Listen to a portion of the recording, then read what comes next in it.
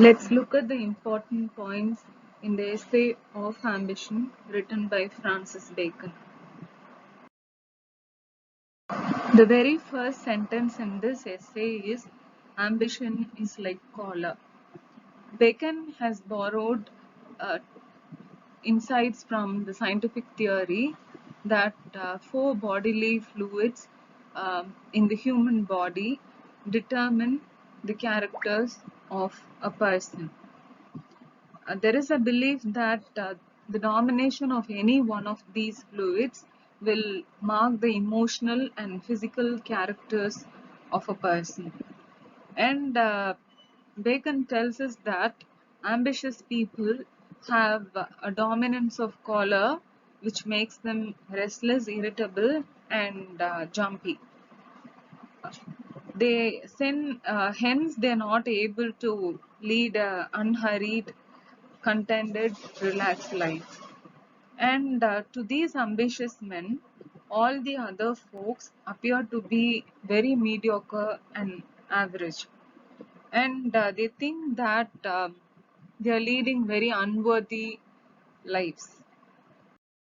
When ambitious men are restricted from following their goals, they become very bitter and angry. They feel that their energy is wasted, which transforms into hatred and hostility towards other people. Bacon then moves on to talk about the necessary situations in which ambitious men can be employed. And he begins with a caution by saying that only if there is a necessity and a need should such people be employed in any concern. Bacon begins with a caution by saying that only if there is a need or a necessity should ambitious men be employed in any concern, be it a ruler or an important official. Only when there is a certain need, they should employ ambitious men. And he talks about three professions which best suit ambitious men. The first one is they can effectively function as chief commanders in armies. Um, and since they are very brave and ambitious, they are a certain advantage compared to a laid back, contented man who will run away from the battlefield at the first sign of defeat. Next, they can work well as personal guides for kings and officials. They'll go to the extent of risking their own life to save the lives of their masters. Bacon uses a comparison here by saying that ambitious men can function like a blindfolded dove, which is flown into the enemy territory to spy on them. So here he talks about the sacrificial nature of ambitious men.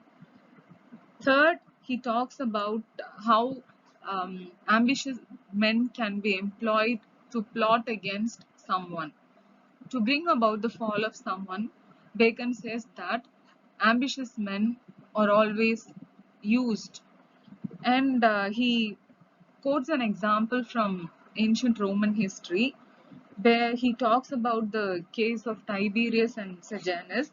Tiberius, who is the actual ruler of the place, is shadowed by Sejanus, and there's a strong suspicion that Sejanus is trying to usurp the throne, and hence Tiberius um, arranges for a person named Marco, who is an ambitious man to plot against Sejanus.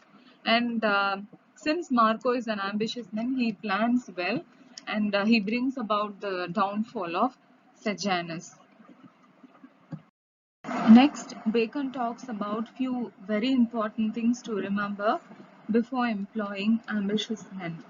First, he says that newer recruits are to be preferred than experienced men because the experienced people will have a good knowledge about all the whereabouts of the employer, and they can even use that to harm their masters. Secondly, Ill-mannered, ambitious men are preferred to better-mannered people. Third, these ambitious men, if they are employed, are to be kept at close proximity to have a constant check on them. Then, if the working environment has to be conducive, the group should be a combination of both ambitious and ordinary men. If too many ambitious men are employed, there's a possibility that they'll join hands together and plot against their own masters. Next, the employer has to follow a dual pattern of praising them and reprimanding them. So this will keep build a lot of confusion in the ambitious men, and they'll know their limits and they'll try to stay within their limits. Employers also have to be very cautious about not revealing to the ambitious men that they rely on these men for um, everyday administration. If this is known to the ambitious men, they'll try to take advantage over the situation. Hence, this has to be avoided. If ambitious men try to bring about excellence, they are to be encouraged. But on the other hand, if they develop an attitude and if they try to take control over other men in the institution, they are to be reprimanded and discouraged from doing so. Finally, Bacon talks about the benefits of being ambitious. He says that there's a very good chance for ambitious men to succeed in life and to come up in life. And secondly, they have an easy access to meet the wealthy people, the prosperous people, and people in power. And lastly, there is a promise of prosperity and well-being for them. With this, Bacon ends the essay. Thank you all for listening.